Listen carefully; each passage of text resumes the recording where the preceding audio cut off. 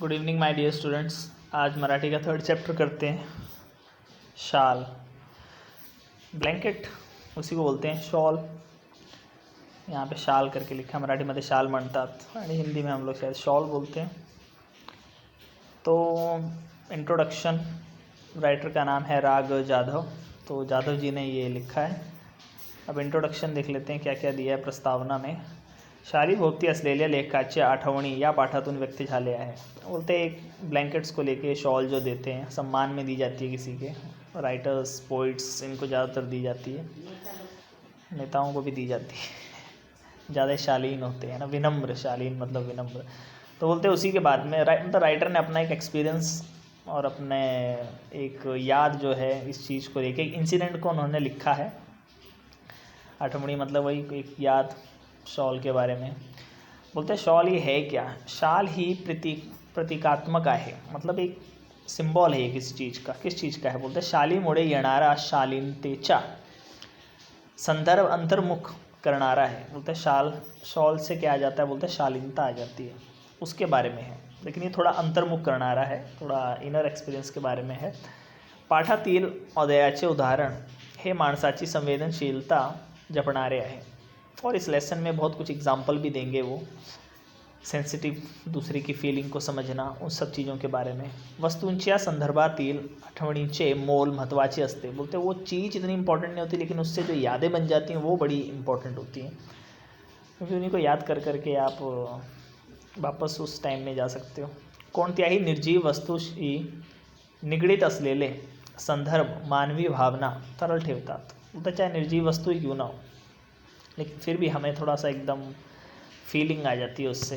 तरल मतलब यहाँ पर कि थोड़ा मेल्ट हो जाते हैं हम उस चीज़ों को याद करके, हमारा हृदय पिघल जाता है। तो वस्तूशी निगडीत कोणतीही आठवण असो अथवा प्रसंग, त्याचे मानवी संदर्भच सर्वार्थाने महत्त्वाचे ठरतात। तो बोलते चाहे कोई भी चीज़ हो, कोई इंसिडेंट हो, कोई याद हो किसी चीज़ की, लेकिन इम्पोर्टेंस तो होता है उसका। ह्यूमन बीइंग का कुछ ना कुछ उससे एक्सपीरियंस मिलता है। तो बस उन्होंने इन शॉर्ट अगर हम देखें तो इसमें प्रस्तावना यही है कि शॉल को लेकर, मराठीमध्ये शाल म्हणतात तर आपण तोच घेईल। तो शाल से क्या एक उनका एक इंसिडेंट जुड़ा हुआ है, उससे रिलेटेड वो बता रहे हैं। तो स्टार्ट करते हैं। तो सबसे पहले यहाँ से आर ग जाधव जी जो राइटर हैं वो कह रहे हैं, क्या कहते हैं? एकदा मी पु ल देशपांडे, ये दूसरे राइटर हैं पु ल देशपांडे, यांच्याकडे काही एक निमित्ताने गेलो होतो। बोलते एक काम था, एक किसी काम से गए थे उनके घर पे। तो एक राइटर दूसरे राइटर के घर पे गए। ओके, हमारा हीरो जाधव जी वो जा रहे हैं कहाँ पे? पु ल देशपांडे के यहाँ पे। तो काम झाल्यावर मी निघण्यात बेतात होतो। फिर बोलते हैं जो काम था, लगता है बड़ा टॉप सीक्रेट काम था हमें नहीं बताया, लेकिन बोल रहे हैं कि वो काम हो गया और उसके बाद मी निघण्यात बेतात होतो, कि चलो अभी मैं चलता हूँ, ठीक है मिलते हैं बाद में, ओके बाय बाय। बोलतं तेवढ्यात सुनीताबाईंनी मला थांबवले व विचारले। तो पु ल देशपांडे की वाइफ होंगी, उन्होंने बोला कि एक मिनट रुकिए, और बोला कि तुम्हाला शाल दिली तर चालेल का? कि शॉल देंगे अगर आपको तो चलेगा, दे दें, पढ़िए फालतू दे दें आपको तो क्या उन्होंने पूछ लिया। होता कई बार किसी को कुछ देना है, किसी को बुरा ना लगे, इसलिए पहले पूछ लेते कि हमारे पास ऐसा है, हम देना चाहते हैं, आप लेंगे? तो बोलते मी एका पायावर हो म्हटले, मैंने बोल दिया मतलब फटक से, ओके एक पाँव पे खड़ा नहीं हो गया मतलब हाँ मैं बोल दिया चलेगा, ठीक है दे दो। पु ल व सुनीताबाई यांनी मला शाल द्यावी, हा मला मोठा गौरव वाटला। तो ये जो राइटर हैं जाधव जी, इनको बोलते हैं, ये कह रहे हैं कि इनको बहुत अच्छा लगा कि भाई इतने बड़े राइटर ने हमें शॉल दी ना, बड़े आदमी के, एक फेमस अच्छे आदमी के हाथ से अगर कोई भी चीज़ मिल जाए तो लकी समझना चाहिए खुद को। ती शाल मी माझ्या खोलीतल्या सूटकेसमध्ये ठेवून दिली, वापरली मात्र कधीच नाही। तो बोलता है वो शॉल ली मैंने और जाके घर में सूटकेस में रख दिया और कभी यूज़ नहीं किया। अरे ये तो हमारी संस्कृति में पहले ही बोला, उतनी ही चीज़ें लो कि जितना आप इस्तेमाल कर सकते हो, थोड़ा बहुत इकट्ठा करो, बहुत ज़्यादा मत करो इकट्ठा। हाँ, शॉल तो ले ली, यूज़ करनी नहीं है। तो राइटर जी ने भाई सूटकेस में डाल दी, बोलता है यूज़ कभी किया ही नहीं मैंने वो इसी के बारे में ये बताना चाहते हैं, अभी आगे देखते हैं। चलो पुढे बाईला विश्वकोशाचा अध्यक्ष म्हणून मी गेलो। फिर बोलते हैं यहाँ पर एक जगह है बाई, ओके, जैसा अपना कोपर कहने वैसे एक जगह है बाई। बोलते हैं वहाँ पर विश्वकोशाचा अध्यक्ष म्हणून मी गेलो, ये एक पोस्ट मिल गई उनको, एक विश्वकोशाचा अध्यक्ष होगा, कुछ लाइब्रेरी से रिलेटेड, विश्वकोश यहाँ पे बहुत सारी बुक्स वगैरह। तो ओके, मतलब एक इनको एक पदवी मिली है अध्यक्ष की, तो वहाँ पर गया। बोलता है मैं ही था अध्यक्ष। तो तिथे नदी काठच्या प्राज्ञ, ओके, प्राज्ञ पढ़ सकते हैं इसको हम, लेकिन मराठी में ज्ञ का न्य बोलते हैं तो प्राज्ञ भी बोल सकते हैं। तो तिथे नदी काठच्या प्राज्ञ पाठशाळेच्या खोलीत मी राहत असे। तो वहाँ पर नदी के किनारे ही, ओके, थोड़ी दूर होगी नदी, तो नदी के किनारे ही वहाँ पर एक पाठशाला थी, प्राज्ञ नाम था उनका उस स्कूल का। तो उस वहीं पर मैं रुका हुआ था, वहीं पर ठहरने का बंदोबस्त किया गया था। तो खोलीच्या दक्षिणे कडील खिडक्या कृष्णा नदीच्या चिंचोळ्या प्रवाहावर होत्या। तो ये बता भी रहे हैं कि जो जगह जो थी जहाँ पर ये ठहरे हुए थे जादव जी, वो दक्षिण साइड में खिड़की खोल के अगर देखें तो सामने कृष्णा नदी दिखाई देती थी, है ना। बहुत सारी नदियाँ हैं हमारे देश में, तो कृष्णा नदी दिखाई देती थी और बह रही है वहाँ पर चिंचोळ्या प्रवाहावर होत्या, नदीच्या चिंचोळ्या प्रवाहावर होत्या। तो कृष्णा नदी दिख रही थी, अच्छा प्रवाह बह रहा था उसका, ओके। बता रहे कि सूखी हुई नहीं थी या ज़्यादा पानी भी नहीं था, जैसा था इट्स ओके। थंडीच्या दिवसात एक बाई माझ्या खिडकी खालील घाटाच्या छोट्या तटावर तिचे छोटे मूल एका टोपलीत ठेवून मासे पकड़ण्याच्या उद्योगात होती। तो वही बोलता है ठंडी का दिन था, ओके, होगा अक्टूबर नवंबर दिसंबर, जनवरी फरवरी में भी ठंड रहती है। तो वो तो ठंडी का दिन था और एक लेडीज़ देखी मैंने कि वहाँ पर वो उसी घाट पे जा रही थी मछली पकड़ने के लिए। तो एक टोपली सी थी उनके पास, होगी टोकरी जैसा, उसी में छोटे बच्चे को रखा हुआ था और मच्छी पकड़ने जा रही थी। वो काम करती होगी, उद्योगात है, मतलब वही काम में थी वो। तो मछली पकड़ने एक लेडीज जा रही थी, बच्चा भी था उसके साथ। तिचे बाळ कडाक्याच्या थंडीने कुड़कुड़त रड़त होते। अब बच्चा भी उसका रो रहा था इतनी ठंडी में, हल्के से कपड़े से भी क्या होगा, यहाँ पे कुछ लिखा भी नहीं कि कुछ उड़ाया भी था उसको कि नहीं। तो बच्चा बेचारा रो रहा था ठंड की वजह से। पण आई तिकडे बघत ही नहीं नव्हती, लेकिन उसकी माँ जो थी वहाँ नहीं दिख रही थी, ओके। लेला इकडे की पण आई तिकडे भगत ही नव्हती, वो नहीं देख रही थी, वो अपना क्या कर रही है, मछली पकड़ रही है ना, टफ बना रही है बच्चे को। मला मात्र राहावले नहीं, बोलते मुझसे रहा नहीं गया। राइटर हैं बेचारे, दिल पिघल गया, यही वो बता रहे हैं कि कुछ इंसिडेंट ऐसे होते हैं कि हृदय जो है वो थोड़ा तरल हो जाता है, भावनाएं फीलिंग तरल हो जाती है, ओके। प्रस्तावनामध्ये दिलं होतं। तो बोलता मुझसे रहा नहीं गया, मैंने सूटकेस में से वो जो शाल थी, ओके, पुलकित शाल ले लिया। तो वो शाल जो थी वो निकाली मैंने और कुछ 5-50 रुपये भी निकाले, उस बाई को बुलाया, हाक मार ली खिड़कीतून, ते सर्व खाली दिले और सब कुछ दिया उसको, और साथ में बोल भी दिया थोड़ा सा। क्या बोला, त्या बाळाला आधी शालीत गुंडाळ आणि मग मासे मारत बस। तो ये बोल दिया भाई कि इसको पहले बंदोबस्त इसका कर, अच्छे से जो शॉल दी है मैंने इसमें अच्छे से इसको लपेट लिया और उसके बाद जाके मच्छी पकड़। या घटनेची ऊब पुलकित शालीच्या उबेपेक्षा अधिक होती।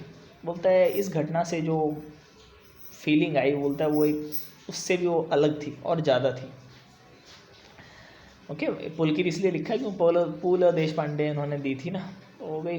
तो वो उन्होंने जब दी थी तभी इन्हें अच्छा लगा था, लेकिन अब ये देके उनको और ज़्यादा अच्छा फील हुआ। कविवर्य नारायण सुर्वे खूब सभा। अब एक और राइटर तो नहीं है, पोइट हैं, उनके बारे में बता रहे हैं कि कवि हैं और नाम है नारायण सुर्वे। तो उन्होंने भी खूब सभा की, खूब सम्मेलन किए। पुढे ते साहित्य संमेलनाचे अध्यक्ष ही झाले। फिर एक साहित्य सम्मेलन होता है बुक्स वगैरह लिटरेचर का, तो वहाँ पे वो मेन प्रेसिडेंट थे वहाँ के।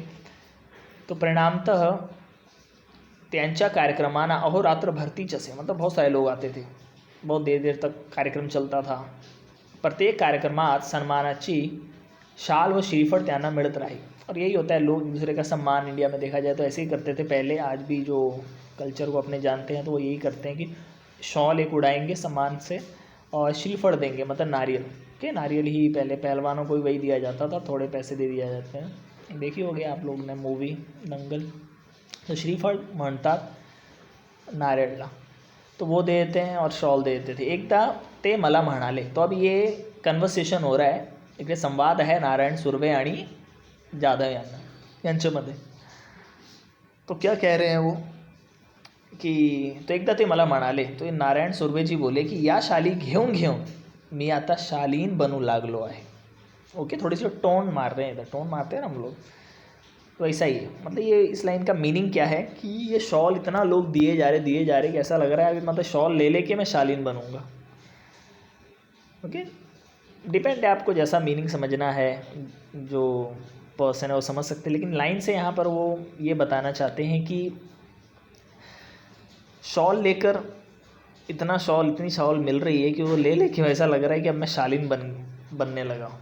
ओके, पहले से वो शालीन है। शालीन म्हणजे काय, विनम्र, जो बहुत ही प्यार से बात करते हैं, किसी को हर्ट नहीं करना, अपने बहुत सोच समझ के बोलना, किसी को कुछ तकलीफ़ ना हो, कुछ ऐसा प्रेम से बात करना, वो सारी चीज़ें। तो उन्होंने ऐसा बोले त्यांच्या बोलण्यातील उपरोधिक खोज माझ्याच नव्हे तर कोणाच्याही सहजपणे लक्षात येणारी होती। उन्होंने जिस तरीके से ये कहा, उनके अंदर की जो फीलिंग थी, उनके बोलने में जो उपरोधिक खोज होती, जो एक थोड़ी सी टोन मार रहे थे, वो बोलता वो मेरी क्या किसी के भी समझ में आएगा, जिस तरीके से उन्होंने बोला। तो शाल व शालीनता यांचा संबंध क्या है, बोलते शॉल और शालीनता से क्या रिलेशन है। आप शॉल दोगे तभी को सामने वाला शालीन बनेगा, विनम्र बनेगा, वरना नहीं बनेगा क्या। खरे तर खरी खुरी शालीनता शाली विना सोपते, बोलते अगर कोई सच में अच्छा है तो वो बिना शॉल के भी वो शालीन ही लगेगा। देखो इसलिए बता रहे हैं, अगर आपने ऑब्ज़र्व किया होगा तो जैसे अमिताभ बच्चन का एग्जांपल ले लो, उन्होंने किसी प्रोडक्ट की ऐड कर रहे हैं और वो प्रोडक्ट किसी पर्टिकुलर एज ग्रुप के लिए बनाया गया है, तो वो बड़ी सी लंबी से एक शॉल ओढ़ेंगे और उसमें बोलेंगे ऐसा कीजिए वैसा कीजिए, बाबूजी ऐसे कहते थे, शॉल पहन के आएंगे। क्योंकि इंडिया में आज भी अभी ये सब मतलब छप चुका है बहुत जन के दिमाग में कि बड़ी सी शॉल ओढ़ के कोई आया है, कुछ बोल रहा है, मतलब काफ़ी समझदार इंसान है, तो ऐसा करते हैं बहुत जन।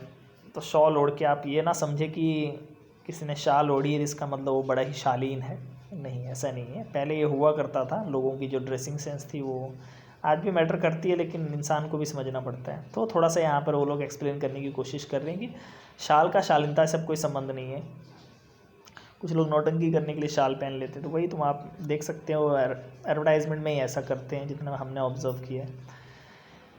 नेक्स्ट, तो वो उनकी थिंकिंग ये थी कि भाई ज़्यादा शॉल भी ओढ़ के दिखाने की जरूरत नहीं है, आप जैसा सिंपल कपड़ा पहनते हो वैसा पहनो, किसी को श्रीफल देना दे दो, ज़्यादा शॉल दिखाने की ज़रूरत नहीं है। सुरभे मुरातज शालीन, बोलते सुरभे जो, तो ये जादव जी बता रहे हैं कि जो राइटर थे, कवि जो थे सुरभे, बोलता है वो सच में ही वो बहुत ही शालीन थे।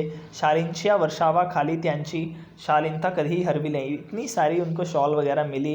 होता है ना किसी को ज़्यादा सफलता मिल जाए तो घमंड आ जाता है एक, लेकिन बोलता है इनके इतनी सारी शाल मिली इनको, इतने सारे लोग इनको सम्मान देते थे, लेकिन फिर भी इनके अंदर की जो शालीनता थी वो कभी ख़त्म नहीं हुई, कभी कम नहीं हुई, कभी ही क्षीण ही झाली नहीं। तो किसी को थोड़ी सफलता मिल जाए तो अहंकार आ जाता है ना, तो वो कभी इनके अंदर नहीं आया। तो मी कविवरेण्य म्हणाले, मी कविवरेण्य म्हटले, अब ये जादव जी वो कह रहे हैं, क्या बोले कि शालीमुळे शालीनता येत असेल तर मी कर्ज बाजारी होईन, भिकेला लागेन, पण शेकडो शाली खरेदी करून सर्वांना एक एक शाल लगेचच नेऊन देईन। क्योंकि अपने अपनी थिंकिंग है। तो अभी यहाँ पर जो जादव जी वो कह रहे हैं कि वही लोगों की सोच अगर ऐसी है कि शॉल देने से ही किसी को शॉल मिलेगी तो शालीन बन जाता है, तो बोलता है मैं बहुत सारी शॉल खरीदूँ, है ना, उधार ले लेके खरीदूँ, मैं कर्जबारी हो जाऊँ उसी चीज़ में, भीकेला लागेन, चाहिए तो भीख नहीं मांगूंगा और पैसे इकट्ठे करूँगा, उधार लूँगा, कुछ भी करूँगा, ढेर सारी शॉल खरीदूँगा, सब लोग को एक एक दे दूँगा, ताकि सारे लोग क्या बन जाए, शालीन हो जाएं। यावर तो शालीन कवि मनापासून हंसला। तो बोलते हैं वो जो कवि थे ये नारायण सुरभे जी, वो बहुत हंसे इस चीज़ पे। तो वही ये लोग डिस्कस कर रहे थे कि भाई ज़्यादा शाल का एग्जाम्पल मत लो, अच्छी बात है शॉल ओढ़ो, लेकिन बहुत ज़्यादा मत दिखाओगी वो ओढ़ लिए तो शालीन बन गए आप, वो आपकी एक इनर क्वालिटी होती है। तो शालीमुळे शालीनता येते की जाते या प्रश्नाचे माझे उत्तर जाते अशेष आहे। अब इनकी पर्सनल थिंकिंग है कि भाई ज़्यादा अगर आप किसी को शॉल दे रहे हो तो धीरे धीरे बोलता है उसकी शालीनता उसके अंदर आएगी नहीं, उल्टा चली जाएगी। इसलिए हमारी ज़िंदगी में कई बार हमें सुख से ज़्यादा दुख ही झेलने को मिलते हैं। वैसे तो दोनों का संतुलन बराबर ही होता है, लेकिन फिर भी इंसान को दुख ही ज़्यादा दिखाई देते हैं, ताकि थोड़ा अपनी औकात में रहे। नहीं तो थोड़ा सुख आ जाएंगे तो ज़्यादा ही एक अकड़, अहंकार, दूसरे को नीचा समझना, ऐसा आ जाता है इंसान के अंदर। तो थोड़ा लिमिट में रहे तो अच्छा रहता है, नहीं तो फिर यही सब चीज़ों के थ्रू समझाया जाता है। तो ऐसे ही होता है, किसी को शॉल दे दे के वो तो वो ज़्यादा ही कुछ, अरे भाई हमको तो बड़ा सम्मान मिल रहा है, तो किसी ने ज़रा सा कुछ सम्मान नहीं किया तो भड़क जाते हैं।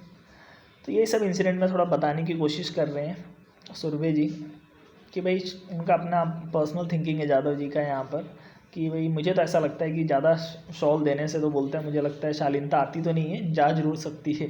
सन्मान करण्याच्या रूपाने आपण खरे तर एक शालीन जग गमावून बसण्याचा धोकाच मोठा है. बोलता है ये अगर किसी को सम्मान करना और हमने शॉल दे दी कि वो शालीन हो जाएगा, दुनिया शालीन बन जाएगी, तो बोलता है ये तो एक गलत फहमी है, इससे नहीं होने वाला है कुछ नहीं. तो है ये, कई बार देखते हैं पॉलिटिशियंस लोग को भी उड़ाते हैं, शॉल देते हैं सम्मान में. और भी कई बड़े बड़े पुरस्कार दिए जाते हैं, उसमें भी शॉल की तरह ये कपड़ा उड़ाया जाता है. हम देखा है जो सचिन को भी भारत रत्न मिला था तो ऐसे ही उड़ाया था, उड़ाते हैं वो तो. लेकिन यहाँ इनकी थिंकिंग है कि भाई अगर आप ऐसा सोच रहे हो कि शॉल उड़ाने से ही लोग शालीन हो जाएंगे तो ये गलत फहमी है, कुछ और भी करना पड़ेगा. बस इनकी पर्सनल थिंकिंग है ये कि कुछ चेंज करो. मीट 2004 साली मराठी साहित्य संमेलनाचा बिनविरोध अध्यक्ष झालो. अब ये अपना बता रहे हैं यहाँ पे जादव जी राइटर जो हैं कि मैं भी एक साहित्य सम्मेलन का बोलता है, मैं भी एक अध्यक्ष बन गया, किसी ने विरोध नहीं किया, मुझे ऑफर मिला, बन गया मैं, सबने मिल के बना दिया. तत्कालीन 1-2 वर्षात माझ्यावर शालीनचा वर्षाव झाला. अब क्या होता है, ये अगर अध्यक्ष बन गए हैं उस साहित्य सम्मेलन के, लिटरेचर जो होते हैं उनके जो प्रोग्राम्स वगैरह होते हैं, तो फिर बहुत जगह पे बुलाया जाता है, बहुत सारे लोग वहाँ पे सम्मान करते हैं, मिलने आते, तो हर कोई कुछ ना कुछ दे रहे थे. ज़्यादा तो बहुत जन शॉल ही देते, यही चलता था पहले बहुत ज़्यादा. तो एवढ्या शाली जमत गेल्या, बोलते इतनी सारी वो शॉल मेरे पास जमा हो गई कि मी माझ्या 8x6 8x6 की खोली वेरी गुड, बहुत छोटी खोली.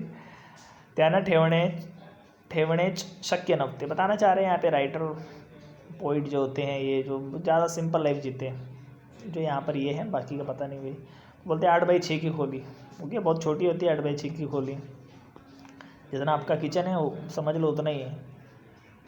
तो त्यांना ठेवणे शक्य नव्हते. बोलते इतनी सी खोली में इतनी सारी शॉल मिल गई, मुझे वहाँ रखने को जगह नहीं मिल रही थी, खुद भी तो बैठना उठना है, तो कहाँ रखें. तो मग मी सगळ्या शालींच्या गोठोडे बांधून ते निकटवर्ती मित्राकडे ठेवले व त्या शाली वापरण्याचे वगैरह त्याला सर्वाधिकार दिले. बोलता है फिर एक बाजू में मेरा अपना एक पहचान का दोस्त था, उसको दे दिए मैंने, और उसको बोला तेरे को जो करना है इसका कर लेना, ओके. तो उसको मतलब शाली वापरण्याचा अधिकार पण दिला. बिचारा अति प्रामाणिक, त्यांच्याही छोट्या खोलीत त्याने ते सांभाळले. बेचारा उसकी भी, इसका दोस्त भी अपने जैसे ही उसकी भी छोटी खोली, फिर भी बेचारे ने कैसे भी एडजस्ट करके रख लिया. हळूहळू मी सगळ्या शाली बांटून टाकल्या गरीब श्रमिकांना. तो बोलता है मैंने उसको दी थी, अब उसने कुछ किया कि नहीं पता नहीं. बोलता है मैं ही जाता था और धीरे धीरे जब लगा कहीं कोई मिल गया मुझे गरीब श्रमिक, उनको देता गया मैं, ओके. जो लेबर्स होते हैं उनको देते गए, फटे पुराने कपड़े पहने होते हैं उन्होंने, तो उनको मैं कपड़े दे देता था. ये सॉरी, ये शॉल जो थी उनको दे देता था गरीब श्रमिकों को, ओके. श्रमिक यही हो गए, लेबर. या सुमारास मी शनिवार पेठेतील ओंकारेश्वर मंदिराच्या पुलावर. अभी एक और इंसिडेंट बता रहे हैं कि एक ओंकारेश्वर मंदिर वो लोग जाते थे वहाँ पर रोज़ संध्याकाळी, तो वहाँ पर मैं जाता था. ये जो राइटर है वो बता रहे हैं जादव जी, और शनिवार को वहाँ पर जाते थे. याद सुमारास में शनिवार पेठेतील, यहाँ पे जगह दी है लग रहा है, शनिवार पेठेतील, वहाँ पे ओंकारेश्वर मंदिर था, तो वहाँ रोज़ संध्याकाळी जाते थे, ओके. जगह है, शनिवार को नहीं जाते थे, तो नाम ही वहाँ पर ये है, शनिवार पेठेतील. तो वहाँ पर ओंकारेश्वर मंदिर में रोज़ शाम को जाते थे. अभी सुबह जाया करो भाई मंदिर, तो शाम को जाते थे ये. तो तेथील कट्ट्यावर बसणे मला आवडे. तो वहीं पर साइड में जगह थी, तो बैठ जाते थे. बहुत जन बैठते हैं, अच्छा लगता है, शांत रहते हैं वहाँ लोग, अक्सर चिल्लाते उल्लाते नहीं हैं, गपचुप बैठते हैं, शांति काफ़ी रहती है मंदिर में. आजकल वहाँ पर भी माइक वीक लगा दिए हैं, बजाते रहते हैं, शांति से बैठने नहीं देते कहीं पे नहीं. तेथील कट्ट्यावर बसणे मला आवडे, लेकिन अभी इनके यहाँ पर शायद अच्छा होगा. तो बोलते हैं वहाँ पर मुझे बैठना बड़ा अच्छा लगता था, जितना हमने भी ऑब्जर्व किया, शांत रहती है, अच्छा लगता है. एक दिवस काय घडले. बोलते एक दिन क्या हुआ कि कडक थंडीच्या दिवसात एक म्हातारा, तो बहुत ठंडी थी, और एक वृद्ध व्यक्ति वहाँ पर अशक्य भिक्षेकरी, कोई डाउट नहीं है वो भिखारी होगा, कटाच्या लागून चिरकुटे टाकून व पांघरून कुड़कुड़ीत बसायला मी पाहिले. तो बोलते मैंने देखा कि एक भिखारी बूढ़ा था और वहाँ पर ऐसा सिकुड़ के बैठ गया. जिस कट्टे पर वो बैठते थे जादव जी, उसी पे साइड में वो भी बैठ गया. वहाँ पर नहीं बैठे, थोड़ा नीचे ही बैठे, वो एकदम साइड में कुड़कुड़ करके. ठंड लग रही होगी बहुत, है ना, पूरा सिमेट लेते हैं ना बॉडी को हम लोग, तो वैसा करके वो बैठे थे वहाँ पर, हिल रहे थे, ठंड लग रही थी उनको, भिखारी को. फिर क्या हुआ. बोलते दुसऱ्या दिवशी मी 2 शाली घेऊन ओंकारेश्वराच्या कट्ट्यावर आलो. तो बोलता दूसरे दिन मैं 2 शॉल लेकर आया, एक भी नहीं 2. तो म्हातारा होताच, तो उस दिन भी वो म्हातारा वहाँ पे था. त्याला दोन्ही शाली दिल्या. तो बोलते दोनों शॉल मैंने उसको दे दिया आणि त्याने थरथरत्या हाताने मला नमस्कार केला और बोला नमस्कार भाई. मतलब आभार व्यक्त किया. हमें भी अपना गॉड को हमेशा आभार व्यक्त करना चाहिए, लाइफ दी है इतना सब. तो ये यहाँ पे इन्होंने आभार व्यक्त किया, ग्रॅटिट्यूड की क्वालिटी बोलते हैं इसको. पुढे 4-5 दिवस मला काही कामामुळे संध्याकाळी ओंकारेश्वराला जाण्यास उसंत लाभली नाही. तो ऐसे तो मैं डेली जाता था, लेकिन कुछ 4-5 दिन नहीं टाइम मिला, किसी काम में रह गए, काम भी ज़रूरी है, तो नहीं जा पाया बोलते. 4-5 दिन नहीं गया. त्यानंतर मी नेहमीप्रमाणे ये जा करत राहिलो और फिर उसके बाद मैं वापस जाने लगा, डेली आना जाना.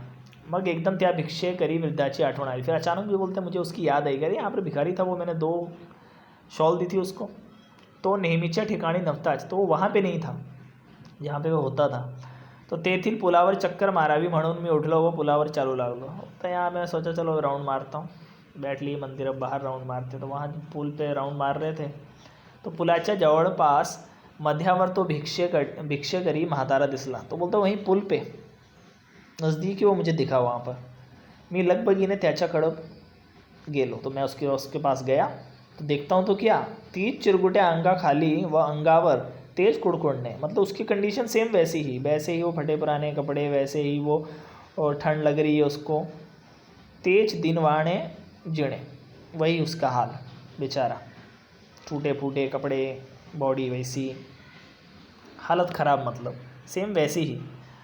तो मैंने उसको बोला अरे बाबा तुम्ही मला ओळखले, पूछा. तो उसने बोला, त्याने नकारार्थी माना. बोलते नहीं भाई, इतने जन आते जाते किसको पहचानूँ मैं, तू पहचान ले मेरे को. बोलता है राइटर बोल रहे हैं कि मैंने उसको पूछा कि भाई पहचाना मुझे, तो उसने बोला नहीं मैंने नहीं पहचाना. फिर मैंने उसको बोला भाई अरे 5-6 दिन पहले मैंने तुमको 2 शॉल दी थी, ओके इकडे लिहिलं आहे की मग मीच म्हटले अरे बाबा 5-6 दिवसांपूर्वी मी तुम्हाला 2 शाली दिल्या होत्या, आठवते का. तो यावर म्हातारा खुल्ला व पुन्हा हात जोडून म्हणाला. बोलता है इस पर फिर वो अच्छा बोलता है, हाथ जोड़ा. बोलता है हे भल्या माणस तू लई मोठा. बोलता है अरे तुम बहुत बड़े आदमी हो भाई, बहुत महान आदमी हो. मी असनी शाली दिल्या. बोलता है मेरे को शॉल दिया, पण बाबा मी या भिकाऱ्याला शाली कशा शोभती. बोलता है लेकिन ये शॉल भी मुझको कहाँ सूट करेगी, हमें तो सम्मान से ज़्यादा पेट की आग चाहिए. जो ज़्यादा रिस्पेक्ट चाहते हैं ना सोसाइटी में, उनको ये समझ के लिए अच्छा है ये कि भाई सम्मान मान सब साइड में हो जाता है जब पेट की आग लगती है. तुम्हारी पेट की आग बुझ रही है ना, इसलिए अकड़ ज़्यादा आती है. तो यहाँ भिखारी बता रहा है कि भाई वो शॉल वील से मेरे को कोई लेना देना नहीं है, हमारी जो आग होती है वो पेट की आग है. त्या शोभेपेक्षा पोटाची आग लई वाईट. मी शाली टिकलिया व 2-3 दिवस पोटभर जेवण घेतलं बाबा.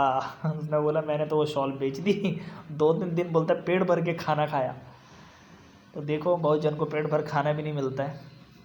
तो आमचं हे असल विकट जीण. बोलता है हमारा तो ऐसे ही है, हालात ऐसे ही रहेंगे, पर तुझा लई उपकार हो हाय बाबा.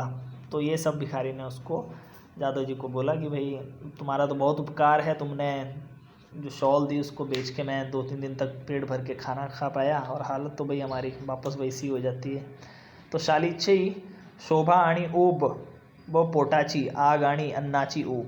तो बोलता है शालीची शोभा आणि ऊब व पोटाची आग आणि अन्नाची ऊब. अभी सारी चीज़ें बताई है कि ये जो हम शॉल सोच के अपनी एक रिस्पेक्ट समझते हैं, शोभा समझते हैं, उसकी जो फीलिंग आती है हमको अच्छी. फिर बोलता है जब पेट की आग लगती है, अनाज नहीं मिल रहा है खाने को, उसकी तकलीफ़ कैसी होती है. तो भूकेल्यास अन्न द्यावे. बोलते कोई भूखा है तो उसको अन्न दो, तहानलेला पाणी द्यावे, और किसी को प्यास लगी तो उसको पानी दो, आणि हेही जमले नाही तर अभ्याग्याना सन्मानाची शाली तर द्यावा. और बोलता कोई अगर अभागा है तो उसको बोलता है सम्मान दो, जिसको सम्मान नहीं मिल रहा है तो. अदरवाइज़ पहले भूखे को अन्न दो, उसको सम्मान देने मत चलो.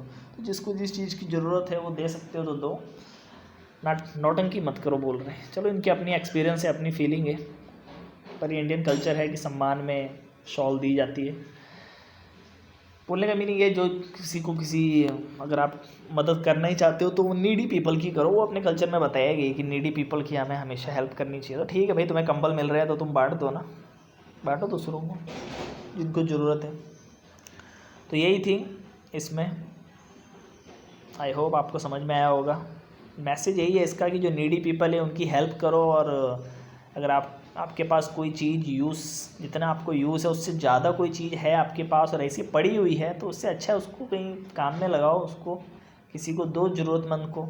उसको ऐसे ही रखे मत रखो, है ना। लोग रखते हैं, पता नहीं, देखता हूँ मैं तो ट्रंकों में भर भर के पता नहीं क्या क्या रखा है, पुराना फैन रख लेते हैं क्या क्या रख लेते हैं, रखेंगे फिर कभी यूज़ होगा। चलो till then bye bye. Question answer इसके ट्राई करो, मैं भी कुछ बना के भेजूँगा।